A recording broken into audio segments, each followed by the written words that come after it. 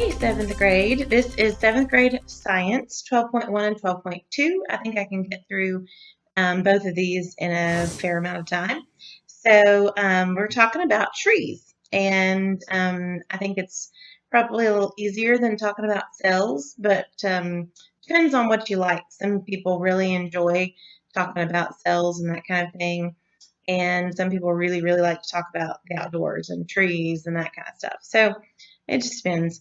I find it fascinating because God has given us these trees, and they are really a marvel of design, and not just design, but beauty. I mean, can you imagine the world without trees and how just it would be? But you'll find out it's not just for beauty, but it's also for there's so many purposes for trees and for forests and that kind of thing. And we have to, of course, use it wisely because God has given it to us. And man sometimes is not very smart in how he does things.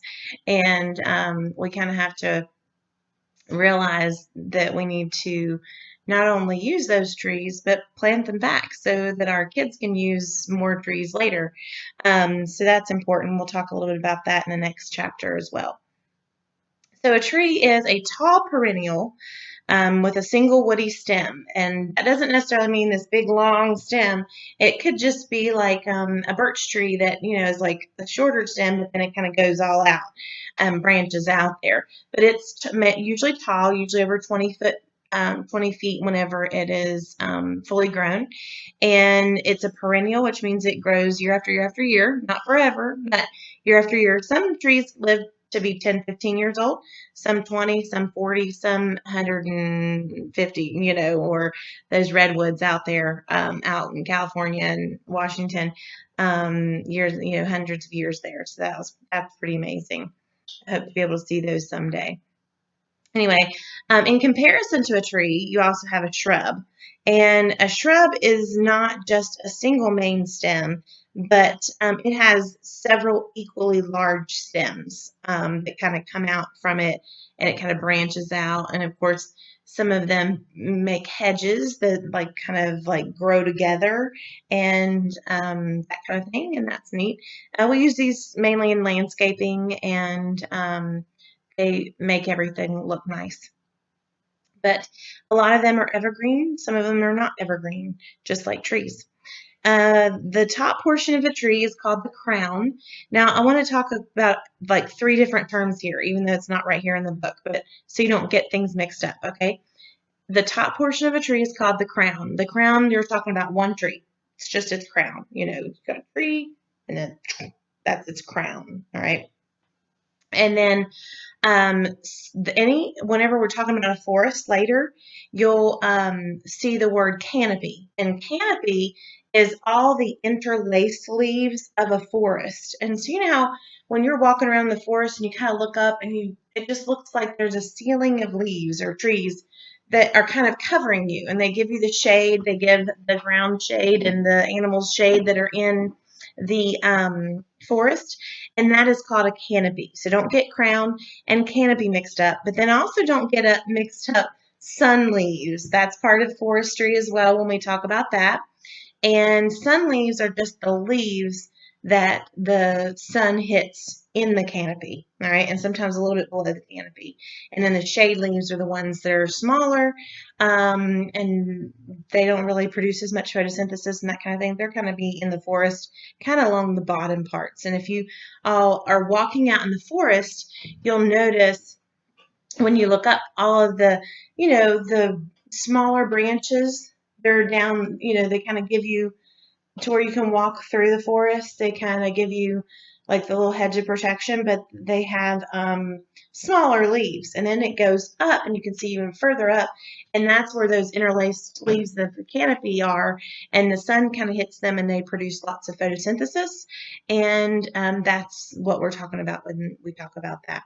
So don't mix up all of those terms, okay? The crown is just a single tree, what it's talking about there. Trees have two basic shapes, and you can see that on the bottom of 432, spire-like and spreading, branching, Okay, spreading branching does exactly what it says. It spreads out. Okay, so whenever you're out in a field and the tree is just big and beautiful, that's what we think of when we think of spreading branching. Most of the time, you're going to see broadleaf deciduous trees that lose their leaves in the fall. You're going to see those as spreading branching. And then spire-like, they have a single main stem that goes up and then just smaller stems that kind of come out from the same place almost. They kind of come down. Christmas tree look there is what we're talking about when we're talking about spire-like branching. And you can see the difference between those two on page 432. I'm sure you'll see that again. All right, now I'll talk about quickly different types of trees. Broadleaf. Another term for broadleaf tree would be hardwoods or deciduous. All right, deciduous trees, they lose their leaves in the fall. You all know that.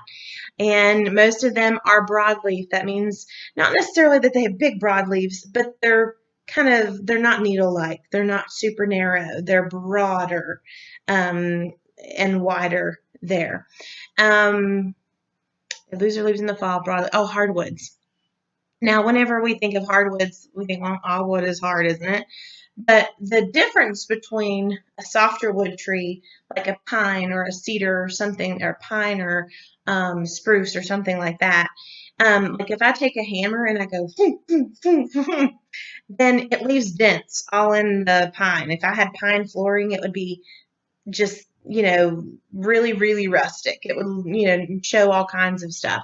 But things like maple and oak, those are harder woods, and you take a hammer to it and it kind of bounces off of it. Depends on how strong you are. But that's what most people choose maple or oak for flooring or cabinetry or something that they want it to last a long time. So that's why they're calling those broadleaf trees hardwoods. And then in comparison, the evergreen trees are considered softwoods. Evergreen trees are also called gymnosperms. Remember angiosperms before we talked about those, and those reproduce from flowers. All right, they're flowering seed plants. And then gymnosperms are not. There's different types of gymnosperms that we're going to talk about. And the first one you'll see on 433 is conifers. And like I said, these are usually evergreen. Now, for everything, there is an exception. Just like the broadleaf trees, there's a broadleaf deciduous, well, it's not really deciduous, a broadleaf evergreen tree down south. And it just continually replaces its leaves. And then there are conifers that lose their needles in the fall. So all of those things kind of, there's exception. It seems like there's an exception to everything, and that helps us because it helps us to disprove evolution, which we'll talk about later, not in this year, but next year or the next. All right, so conifers produce cones instead of seeds, and they actually have two different types of cones, and sometimes they have two different types of cones on the same tree. Most of the time they do, a female cone and a male cone. And then sometimes they have a female cone tree and a male cone tree. You have to have, in order for those to pollinate and all that, you have to have them similar or close by each other in order to be able to reproduce. Conifers, the male cones are considered the pollen cones. All right, they have the pollen in them. And then the female cones are considered the egg cones there. And let's see here. Let's look on page 434, and you'll see the male cones and the female cones of the Monterey pine.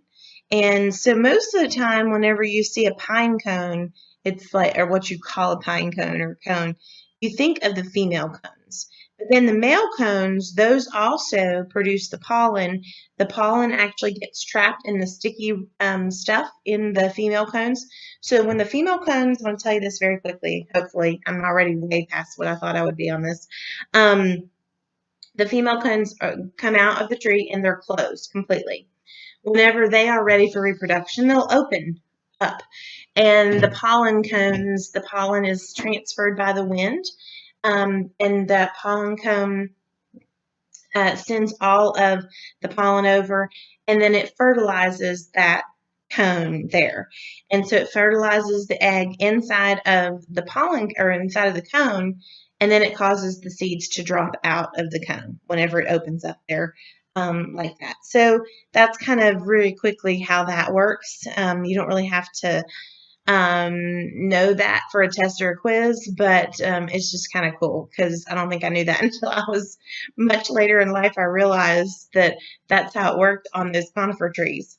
So the coast redwoods, of course, the tallest of them, those are all in the sequoia family, and the sequoias are the largest girth, and the redwoods are the tallest.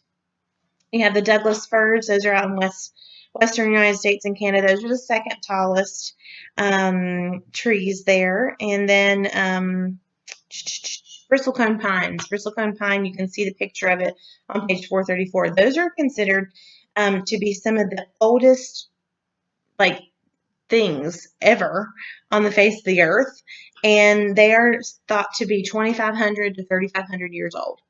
So those are the oldest trees there, bristlecone pines. Then you have the cycad. Look at the bottom of page 434 and you'll see the cycad. It looks like a palm tree that's been cut off and stuck in the ground. That's basically what it looks like. But it's a really slow growing type of palm, and it's a gymnosperm as well. All of these are gymnosperms. The conifers and now the cycads there. And there's all different kinds of the cycads as well. But the ones that you see when you go maybe to the beach or Florida or somewhere like that are down close to the ground, they're not necessarily like a palm tree. They're considered something else, which we call a cycad. Then you have a ginkgo. Look at the ginkgo on page 435. These are usually found in Asian countries, and they call them an oriental gymnosperm. And they have kind of made their way over here because they're really pretty, but they're native to the Asian area there. And ginkgos grow from anywhere 40 to 100 feet tall. And you see the leaves on the ginkgo; they look like a fan shape. And they're called maidenhair trees because the leaflets look like a maidenhair fern. So that's one of the reasons they'll be called that sometimes there. Um, Page 435 at the bottom, you can read that if you want, just talking about how to identify a tree. The guides are called dichotomous identification guides. Yeah. 12.2, the types of roots. Okay, remember we talked about the types of branching were spire-like and spreading. The types of roots are tap roots and spreading. So don't get that mixed up. Now, spreading roots are also called fibrous roots when we talk about a plant, just like the regular plant that we've talked about. But these, for a tree, they're more gnarly, they're woody, and so you don't really necessarily call those fibrous roots. So spreading roots, they go down into the ground, they spread all into the ground. In fact, sometimes they spread all over wherever it is that they're at, and to where they kind of wrap around water lines or other things like that. Tap roots have one root that goes particularly deep, really deep. You can look on the top of page 437. You'll see that most conifers are going to be considered a taproot system. They're going to have a taproot system. And most broadleaf or branching, they're going to need to have a spreading system. Now, it makes sense, right? Because spreading goes down and it can hold up that big amount of broadleaf tree. And then a conifer, it kind of goes straight up, so it goes straight down as well. So that kind of helps you to remember. So taproots go really deep. Spreading roots spread. All right.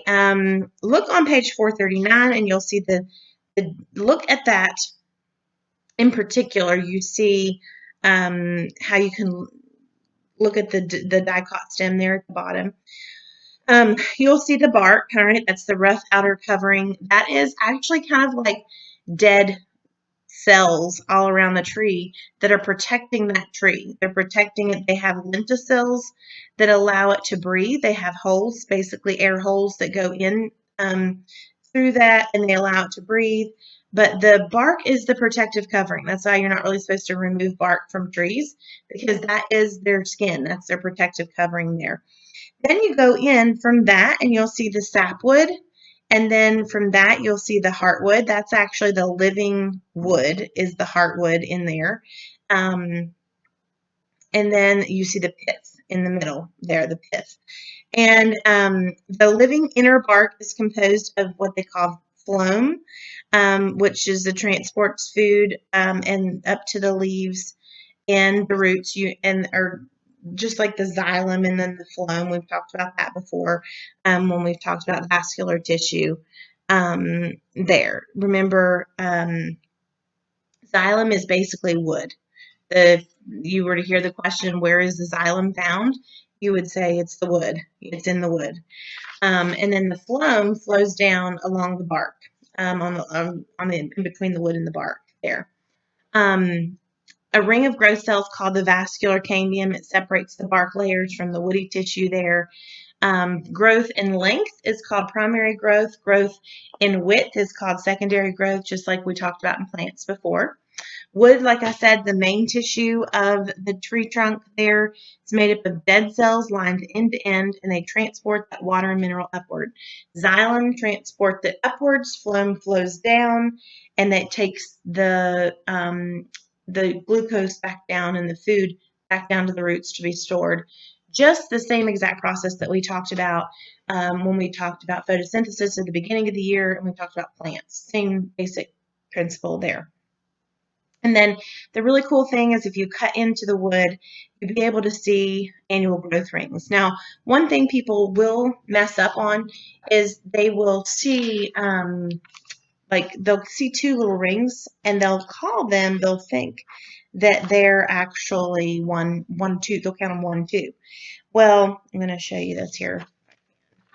Can you see this here? So what we talk about is a layer of inner spring wood. All right, it's usually a lighter wood there, and then a layer of darker summer wood. One of those is called an annual growth ring. So it's almost like a light and a dark. That's one ring. And then you'll see another light and a dark, and that's 2 rings. Another light and a dark, 3 rings. And that would be like 1, 2, 3 years old. That's how you count them. When you're talking about annual growth rings there, annual growth rings. The central core of a young woody stem, that's the pith. And then you go out from that, the heartwood, then the sapwood, then the bark. So pith, heartwood, sapwood, bark. Pith, heartwood, sapwood, bark. You guys know I would make you do that with me if we were in school. Well, then you have the branches. They kind of come out there, the limbs, the boughs, the twigs, all of that. There are buds that they grow from. If they grow in length, they never grow like you have a tree here and the branch grows like this. Well, it's actually growing from the tip, and it grows from that tip. It's called the terminal bud. The terminal bud. And then if it grows in width, it's coming out. It's a lateral bud. But if you look at the top of 443, you'll see that terminal bud. That's where the growth takes place. There. Small pores where it allows it to breathe are the lenticels. And then here you see the sun leaves and the shade leaves. The sun leaves are the thicker found at the top of the tree, and then the shade leaves at the bottom of the tree. They're not going to be as thick because they don't produce as much photosynthesis there. And then, of course, I'm going to talk about, because I've gone a lot longer, I'm going to talk a little bit about the abscission. No, let me just talk about it now. Might as well, right? So whenever the trees lose their leaves in the fall, what happens is the seasons begin to change. That means night or daytime begins to get shorter and nighttime starts to get longer. That's like the key factor in whenever the seasons start to change. That is what causes the leaves to start to lose their color, basically, or their green color. They start to turn different colors. The reason that this happens is inside of every leaf is chlorophyll, and that's what makes them dark green. That makes every leaf nice and green. And chlorophyll overrides all the other different pigments in the leaf. So there's xanthophyll, and it has a yellow color. Carotene, like a carrot, has a orange color, and then anthocyanin has like the purples, the reds, the blue hues to them. So every leaf has these other hues in them. Some of them may have a lot of anthocyanin. Some of them may have a lot of carotene. So as the tree begins to prepare for winter, it grows what they call an abscission layer. And these are basically cells at the bottom of the leaf. All right, so you have the leaf here that kind of sticks out its petiole, the branch sticks out its petiole, and here's the leaf. Okay, and so down here at the base of the trunk where the leaf attaches, this abscission layer, just a layer of cells, grows. And it basically cuts off that leaf from its life supply of the tree. And so it cuts it off. It doesn't get any more water and nutrients in order to produce photosynthesis. So once it stops that, then the chlorophyll is gone out of the leaf. And so as the chlorophyll leaves that leaf and it goes away from the leaf, then the other colors are allowed to shine through. And so that's why, if it has a lot of carotene in it, then it's going to look orange. If it has a lot of anthocyanin in it, it might be like a maroon or a red or a purpley color.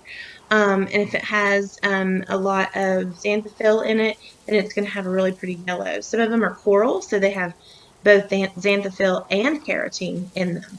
And so that's one of my favorite things because I think it's so cool to see how God made those leaves change color. It's really the death of the leaf, but it's really beautiful. And I think fall, if it wasn't so beautiful, it would be a little depressing because here comes winter, right? And y'all know I like winter. But it's a little depressing when the leaves are not on the trees and that kind of thing. So he, in his infinite wisdom, knew that we needed some beauty in there, and he gave us the beautiful leaves of fall there. You can also see some special leaves. The cactus leaf is called a spine. It actually stores water in the stem of the cactus, but then the spines are there. They're just there for protection, basically.